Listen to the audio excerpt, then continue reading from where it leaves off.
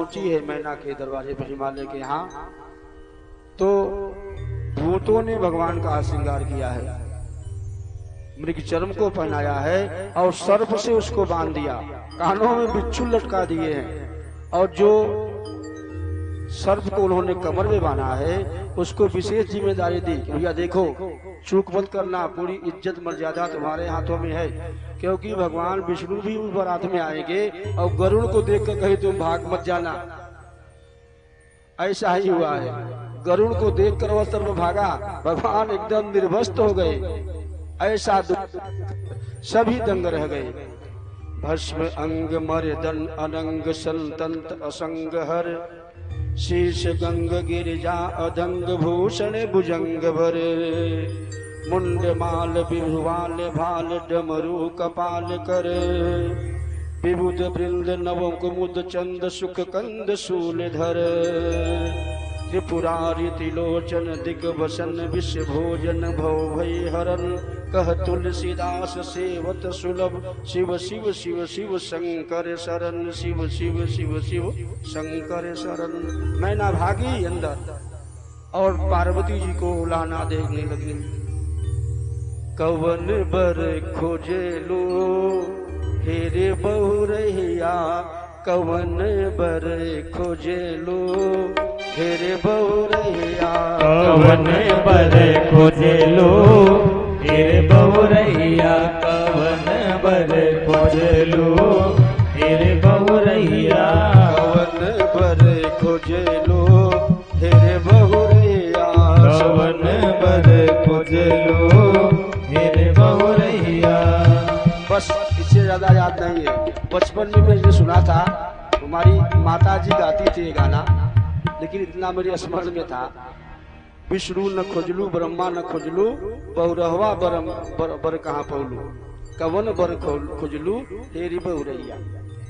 उल्हाना करने लगी अपनी बेटी का, मैया तुमको कोई संसार में बर ही नहीं मिला, अरे भगवान विष्णु का पूजा किया होता, ब्रह्मा जी का और देवता देवी हैं, तुम्हें यही नंग धड़ंग बर मिला था, कुछ भी हो जाए तुम कुंवारी रह जाओ, लेकिन इसके साथ में तुम्हारा विवाह नहीं होने दूंगा। तब नारद जी आ गए और समझाने लगे, मैया यह माया लीला कर रहे हैं, इनकी तो यही इच्छा है कि पार्वती मुझसे विवाह न करे, तुम नहीं समझ पा रही हो, महादेव हैं देवों के देव। अब जब विवाह बिगड़ने लगा है, बात पहुंच गई बारात तक, भैया यह विवाह बिगड़ने वाला है, लड़की की मान रही है, तो भगवान ने अपना दिव्य स्वरूप प्रकट किया है। जो चतुर्दशी चैत्र मास में शिवरात्रि होती है, उस दिन भगवान की पूजा में सिंदूर, हल्दी और अबीर गुलाल ये सब चढ़ाया जाता है। वैसे भगवान को सिर्फ भस्म से पूजा की जाती है, लेकिन शिवरात्रि के दिन उन्हें सब औषधियां चढ़ाई जाती हैं। उन्होंने दिव्य चंद्रमौल का स्वरूप बनाया है, ऐसा सुंदर स्वरूप, चंद्रमा ललाट पर चमक रहे हैं। उस समय उनकी सुंदरता के सामने विष्णु भी लज्जित हो गए हैं, ऐसा दिव्य स्वरूप बनाया है महादेव ने। जब इस स्वरूप को देखा है मैया, तब विवाह के लिए राजी हो जाती है। इस प्रकार भगवान का विवाह संपन्न होता है।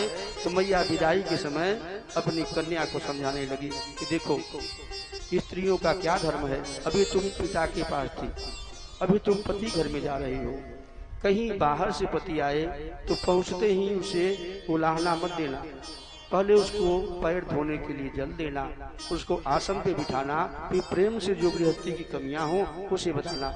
कोई बूढ़ बुजुर्ग घर में आ जाए तो पहले पूछना, जल लेके जाना और उसे जल देना पीने के लिए, फिर किस लिए आया है ऐसा प्रश्न करना।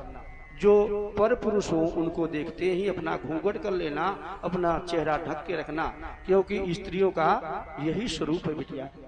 अगर इस प्रकार से रहोगी तो मेरी कीर्ति भी दसों दिशाओं में फैलेगी। अगर तुम्हारे कारण कोई तुम्हारे ससुराल में विवाद होता है या अलग होते हैं सब समाज से, तुम्हारा कारण होगा उसमें, तो समझ लेना मेरा मृत्यु हो गई है और मुझे जिंदा मत समझना। इस प्रकार से उन्होंने अपनी कन्या को समझाया है। और आज की नारी क्या करती है, बिटिया जा अपने घरे, कौनो बात की चिंता मत की हो, हीला मोबाइल मल्टीमीडिया 50,000 का, कौनो बात हो एक मैसेज की हो, गोली चलवाई दे, वहां उठा लिया।